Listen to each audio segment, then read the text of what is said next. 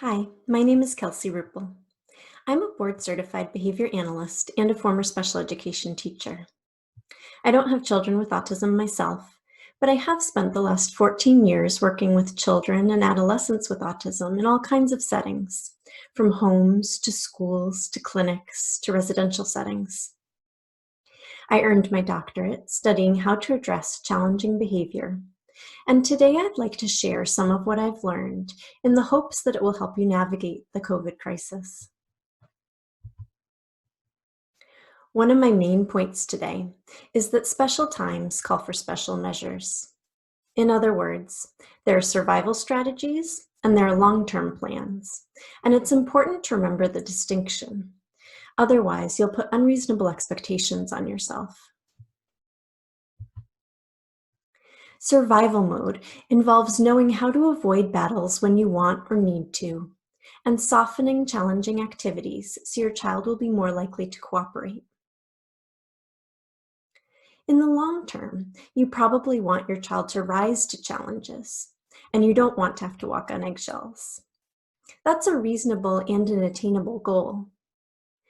But today I'll be focusing on survival strategies. Not what I'd recommend that you do forever, but what you can do to get through the COVID crisis. The good news is that some of the survival strategies I'll talk about today actually lay a good foundation from which you can tackle your long-term goals when you're ready and have the support you need. Both short-term survival strategies and long-term teaching are most effective if you understand the personal reasons why a child engages in challenging behavior. Of course, we probably won't be able to know all of the reasons. People almost always engage in challenging behavior for a combination of reasons that vary over time and context. But we want to understand as much as we can, and it's helpful to focus on the here and now reasons. That is, what's happening in this moment or what just happened that's upsetting the child. Usually the child's trying to communicate a combination of things. That they don't want to do a task or participate in an interaction. That they want to do things of their own choosing. And or that they want you to behave in a certain way.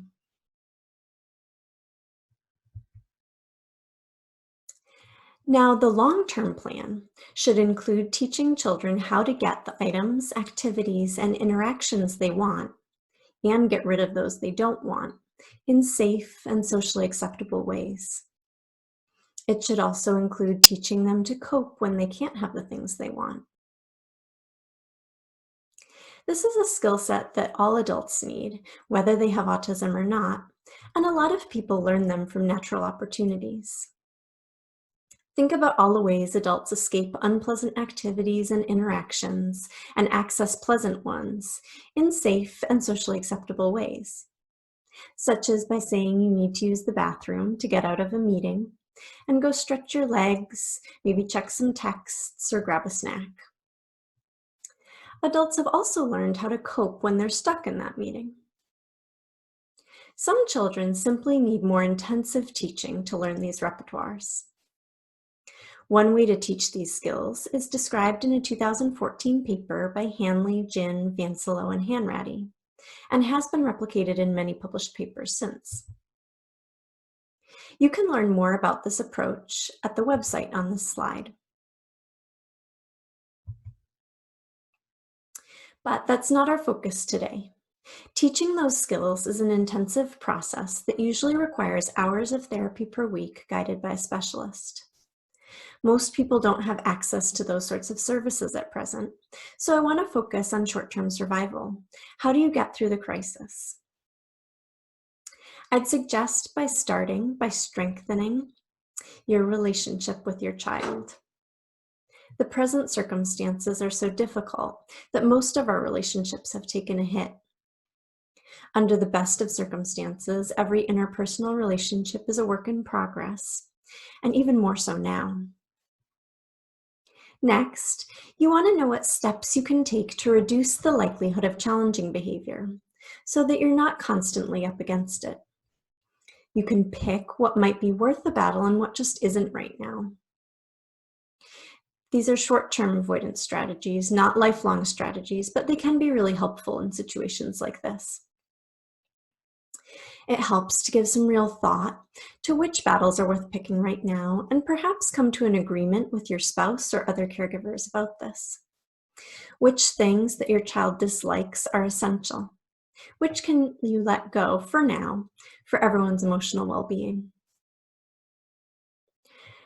For the things that really are essential and that you anticipate will be difficult, plan ahead and use some strategies, which we'll talk about in a little bit. First, let's talk about strengthening your rapport with your child.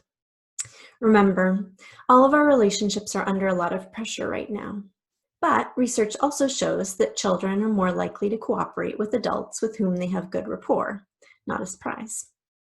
So, focusing on your relationship with your child goes beyond making you and your child happier.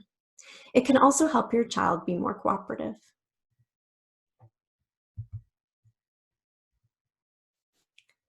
Here are some suggestions for strengthening your relationship with any child, but they may be particularly helpful for children with autism because autism affects social interaction, and it can be difficult for adults to know how to play with a child who has perhaps unconventional interests.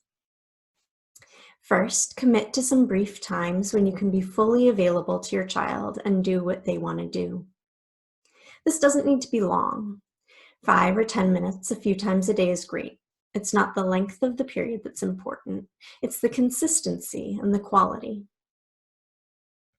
If you have time, you can schedule more of these periods or make them longer, but you don't have to. Make plans you can achieve, otherwise you'll just end up feeling guilty.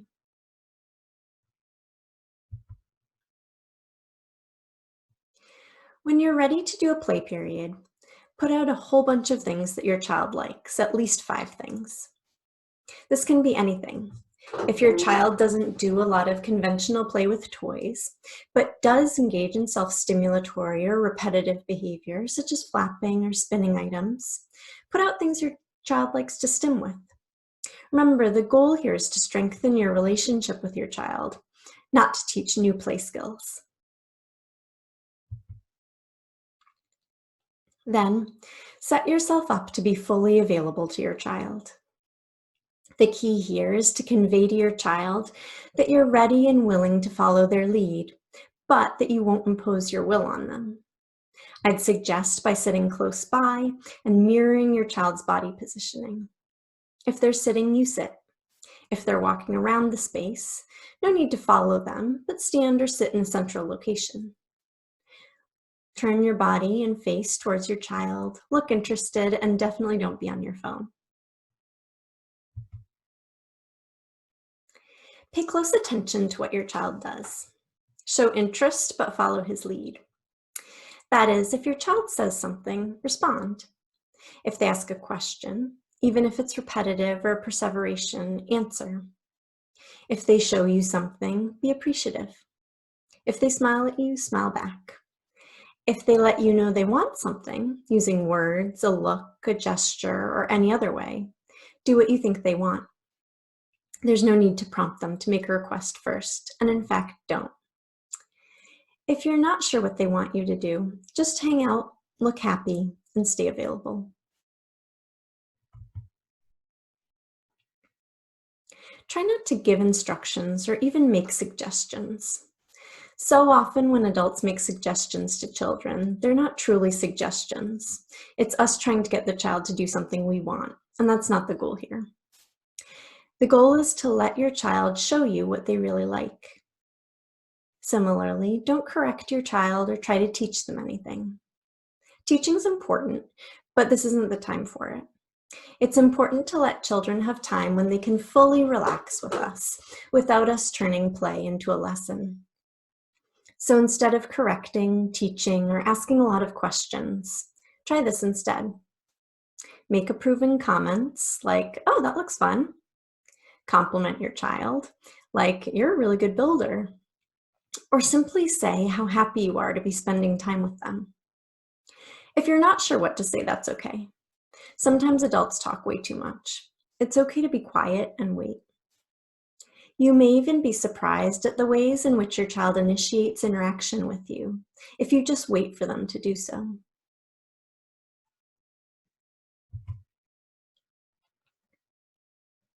This situation, one in which you make a variety of your child's things available, follow their lead, respond approvingly, and don't give instructions, has another benefit besides helping to strengthen your relationship with your child. Your child is unlikely to engage in challenging behavior in this situation. Why? Recall that usually children engage in challenging behavior as a way of expressing that they don't want to do something, that they want to do something else, and or that they want interactions with others a particular way. In this situation, you're providing all of that. There's no expectation that your child do anything they don't want to do. They have access to a variety of their favorite things, and you're there to interact with them. In other words, there's no need for challenging behavior. They already have most of the things they may use challenging behavior to ask for. And this is great because if you need or want to avoid challenging behavior, now you know what to do. You set up the situation the best you can. This is a good strategy for surviving some of the tough stuff that COVID has thrown at us.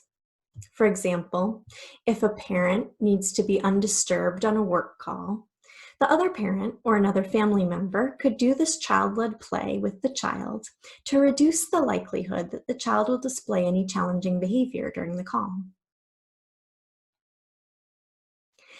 Now, clearly, this is not a long-term plan. You can't give your child what they want all the time and avoid everything they dislike. But teaching children who have behavior challenges to cope with disappointment, to accept hearing no, to cooperate with activities they dislike, requires careful and intensive teaching. Now, during a global pandemic crisis, is probably not the time. So I'm not suggesting you use these strategies forever. Just that you schedule some specific times each day to be fully available and engage in child-led play.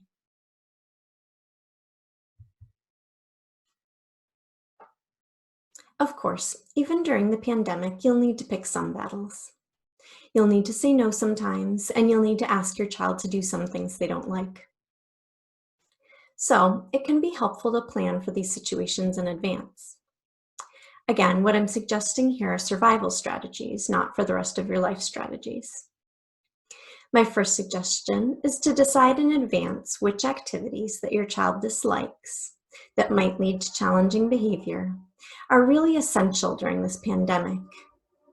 Oh, you're a train. Are really essential during this pandemic, and which things you'd like long-term, but can tackle when the pandemic is over, perhaps with some professional support. I say decide in advance because sometimes we get stubborn in the moment. We ask a child to do something that truly in our heart of hearts we don't care that much about. But if the child digs in their heels and refuses, we dig in our heels and insist. This can escalate into an episode of challenging behavior that didn't have to happen because you didn't really care that much about the instruction in the first place. So try to plan ahead. What do you really care about today? What can you let go? Then don't sweat the non-essential stuff.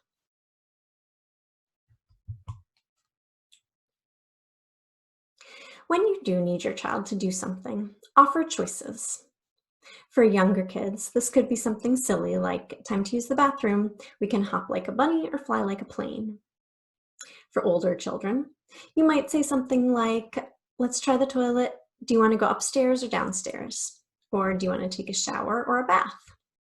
Do you want me to help you or do you want to do it yourself? The point is to give your child some ownership over the activity by allowing them to make a choice about some part of it. Notice how I listed choices in all of these examples. This can be helpful because A, you can list things that are actually available, and B, for many people, it's overwhelming to be given an open-ended choice, like what do you want? It's more manageable to be given a few specific options.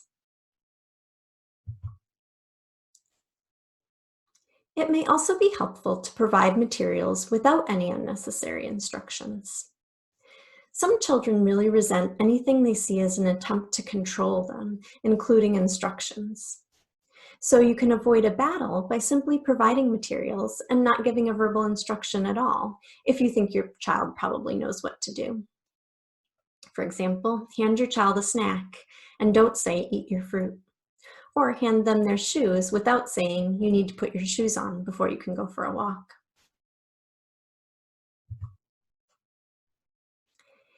Aim for cooperation, not perfection or independence. If your child participates in an activity they dislike, such as allowing you to brush their teeth, that's a victory. Independence is a worthy goal, but it's okay not to have the time or energy to work towards it right now. Teaching is very hard work.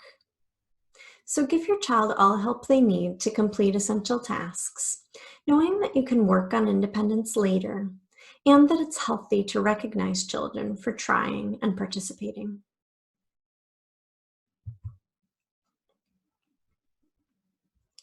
If your child is cooperative, celebrate. Consider immediately offering some child-led playtime, that context we just described. Child-led playtime contains many things your child likes, and getting access to those things as a welcome surprise following cooperative behavior may promote more cooperation in the future.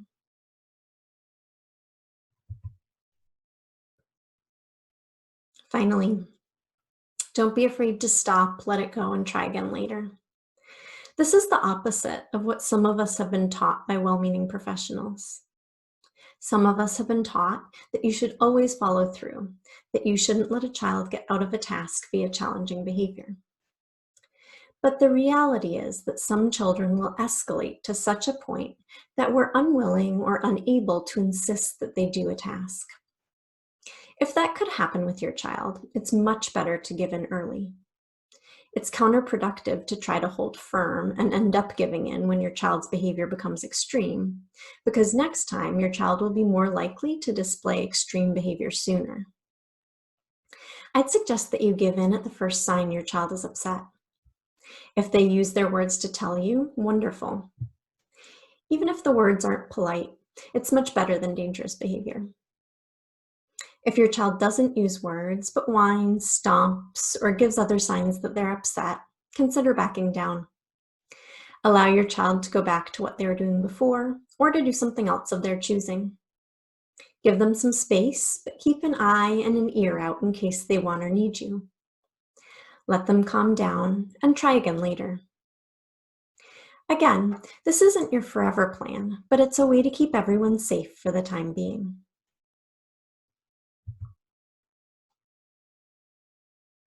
Just like you'll have to insist on some essential tasks, you'll of course have to say no sometimes. Again, I'd suggest really considering what you have to say no to, whether it's really worth it under the present circumstances. I can say with certainty, for example, that most parents I know are allowing a lot more screen time than usual. When you do need to say no, don't just say no. Offer alternatives. If your child has a hard time understanding spoken words, be sure to show the alternatives, don't just say it. For example, point to some of the items or activities that are available and say something like, "I'm sorry, no, but you can have this or this."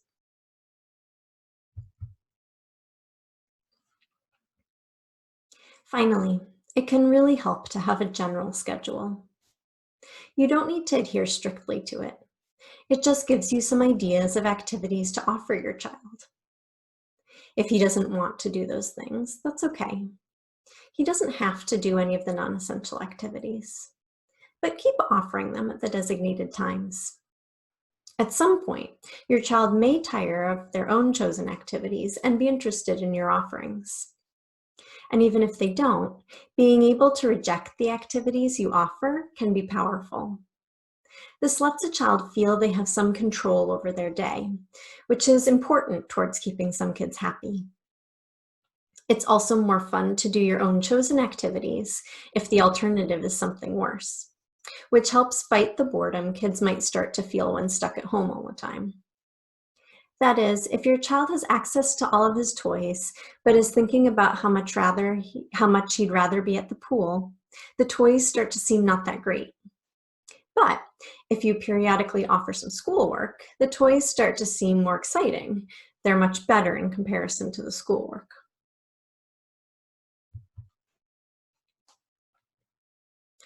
You can also consider mixing up the items that are out front and center during the day.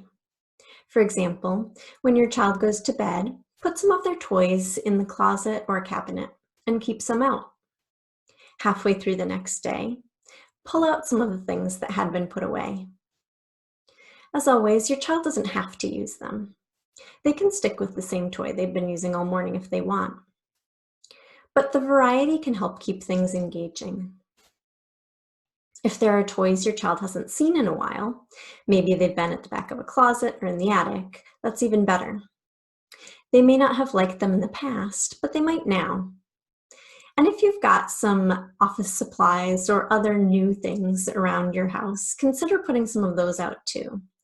Kids like all kinds of things, including and sometimes especially things that aren't really toys, as long as they're novel.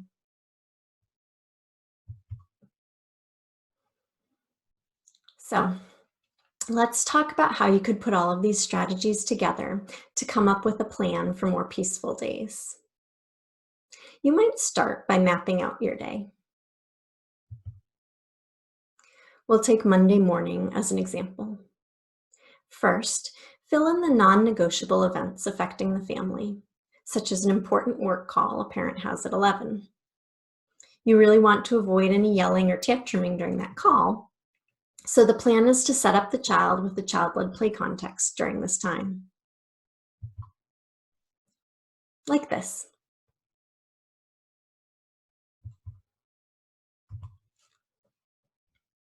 Now, I recognize that some families don't have two caregivers at home at the same time right now, and that's a really difficult position to be in.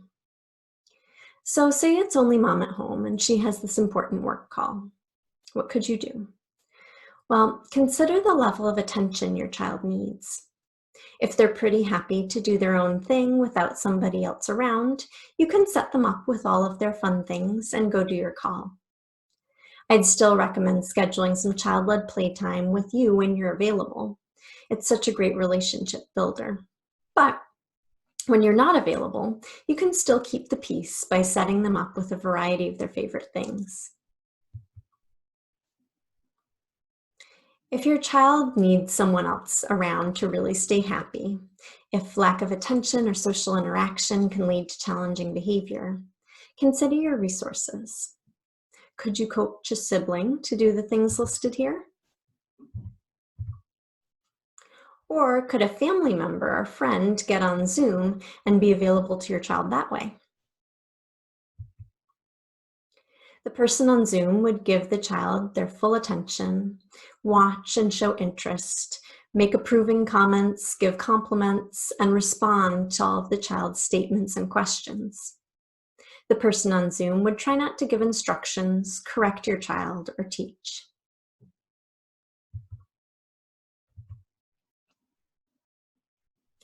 So we've got a plan for the 11 a.m. Monday work call. Now what? Well, think about some times when you could schedule some really high quality child-led play with your full attention available, maybe at 9. And then work out your loose schedule to keep things interesting. So you might schedule the usual family activities, for example, 8 a.m. breakfast and get dressed. Then you've got your child-led play at 9, and then at 9:15, schoolwork. But this is the schedule of things that you offer your child, but you don't require, unless you've decided that something's an essential task. So you offer breakfast, but maybe you give a choice of what to eat. Remember, consider giving some specific options rather than an open-ended, what do you want? Then you might suggest getting dressed.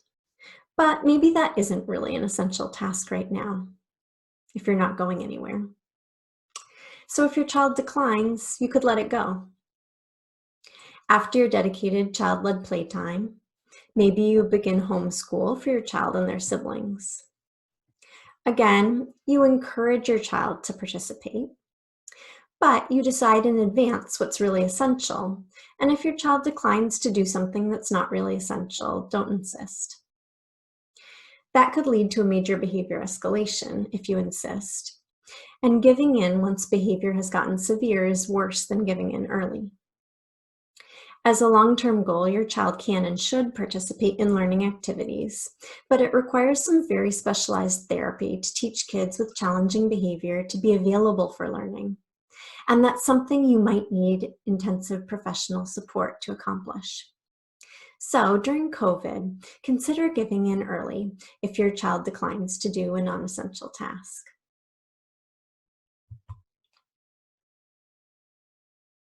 Remember these tips for essential tasks. Offer choices and try not to give unnecessary instructions. Provide materials without any instructions if your child knows what to do. Celebrate cooperation and participation. And when your child cooperates with something you want them to do, offer some high-quality child-led playtime as a welcome surprise. If your child doesn't cooperate, give in and try again later. Later can be in a few minutes or an hour or later today.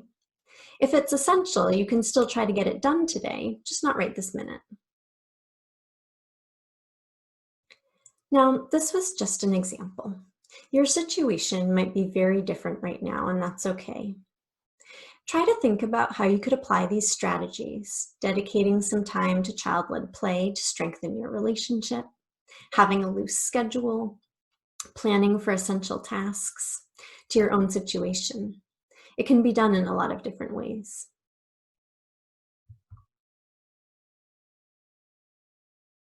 It's easy for me to sit here and say these things, but these are all things that I've actually done myself and found helpful.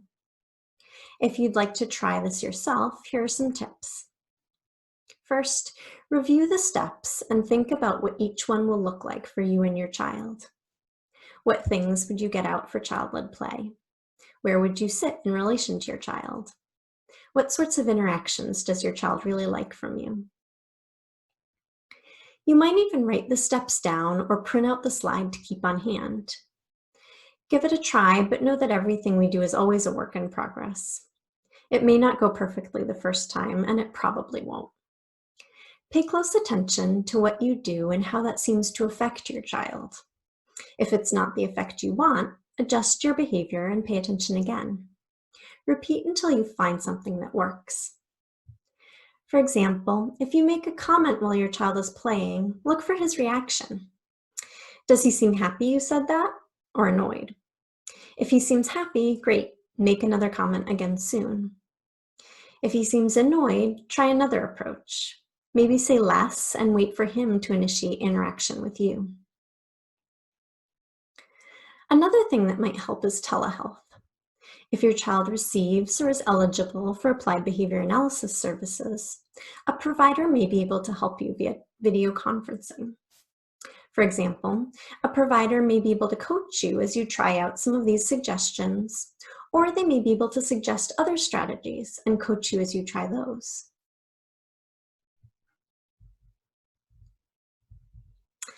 Last but not least, you can do this. Try not to get discouraged. This is a global crisis, so go easy on yourself and recognize that crises are generally not good times for pursuing major goals. Safety is the priority. The safest choice is the right one, even if it feels like it's not helping your child progress. All children and people are experiencing some setbacks right now, and luckily, almost all setbacks in learning are fixable. Gather your ideas about your priorities for your child, make a list, and try to locate a professional who can help you work towards these goals once services are more available again.